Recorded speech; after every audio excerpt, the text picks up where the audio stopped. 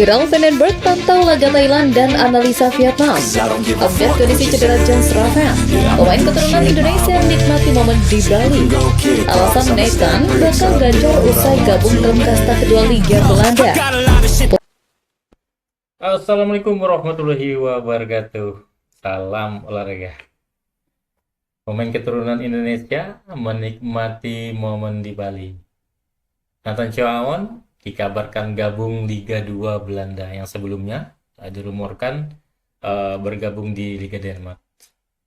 Dan selanjutnya update kondisi cedera Jen Rapan. Dan yang terakhir, Gerald Vandenberg pantau Thailand dan analisa Vietnam. Coba kita saksikan bersama ya.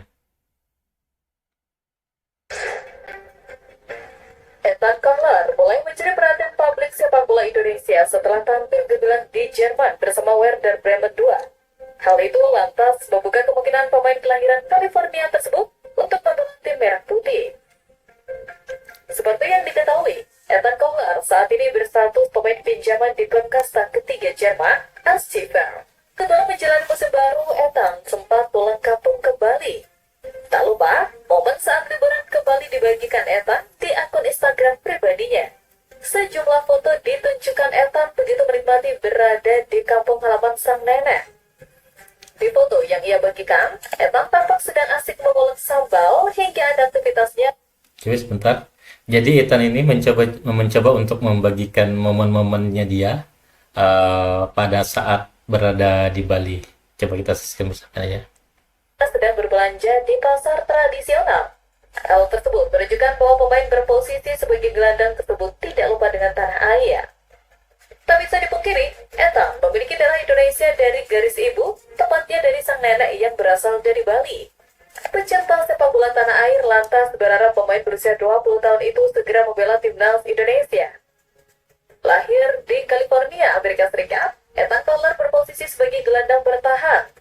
Meski muda, Ethan bukan sekedar pelengkap di skuad cadangan. Ia tampil reguler dan andal di lini tengah Bremen 2, mencatatkan 1038 menit bermain dalam 16 pertandingan sepanjang musim. Sebelum promosi ke tim senior Bremen 2, Ethan juga tampil konsisten di tim U19 Werder Bremen dengan total 1468 menit bermain, menunjukkan perkembangan signifikan dalam karirnya. Selain sebagai gelandang bertahan, ia juga bisa dimainkan sebagai bek tengah, kemampuan fleksibel yang membuatnya semakin menarik di mata pencari bakat. Kini, dengan performanya yang terus meningkat dan usianya yang masih sangat muda, Ethan menjadi salah satu pemain diaspora yang layak dipantau oleh PSSI. Akankah pemain berdarah Bali ini suatu hari mengenakan jersey Garuda? Menarik untuk ditunggu. 1. Kembali ke lingkungan yang familiar. Setelah pengalaman kurang maksimal bersama Swansea City dan pinjaman singkat di Heerenveen, Choaon memilih kembali ke Belanda. Ini adalah lingkungan yang sudah sangat ia kenal. Ia mengawali karir profesionalnya di negeri ini bersama Excelsior dan tampil konsisten selama 4 musim dengan total 57 penampilan serta kontribusi 1 gol dan 1 assist. Kembali ke Liga Belanda memberikan kenyamanan tersendiri bagi Choaon. Ia memahami gaya bermain di sana, mengenal kultur sepak bolanya, dan sudah memiliki pengalaman cukup untuk langsung beradaptasi tanpa perlu waktu lama. 2. Cocok dengan gaya bermain Willem 2. Direktur teknik Willem 2, Frick Herkens, menyebut Choaon sebagai bek dengan naluri menyerang yang kuat dan sesuai dengan sistem yang mereka usung. Karakter ini bisa menjadi senjata utama di kompetisi Eerste Divisi yang dikenal lebih terbuka dibanding Eredivisie. Dengan dorongan ofensif dari sektor sayap, Choaon berpotensi menjadi pemain kunci dalam skema Willem 2. Ia juga memiliki keunggulan dalam membaca permainan dan kecepatan yang dapat dimaksimalkan dalam serangan balik maupun build up dari belakang. 3. Motivasi tinggi untuk bangkit. Setelah masa sulit di Swansea, keinginan Choaon untuk kembali bermain reguler terlihat sangat jelas. Dalam pernyataannya, ia menyebut bahwa bergabung dengan Willem 2 adalah langkah selanjutnya yang ideal dalam karirnya. Semangat dan motivasi untuk membuktikan diri akan menjadi bahan bakar utama untuk mencapai performa terbaiknya. Dengan usia yang masih 23 tahun, ia punya banyak waktu dan peluang untuk berkembang dan menunjukkan kualitasnya sebagai pemain kunci, bukan hanya untuk klub, tapi juga untuk tim nasional Indonesia.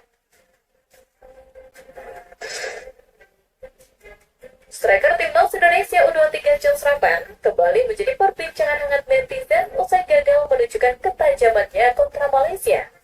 Seperti yang diketahui, striker 19 tahun tersebut juga tidak mencetak gol menghadapi lawan Filipina.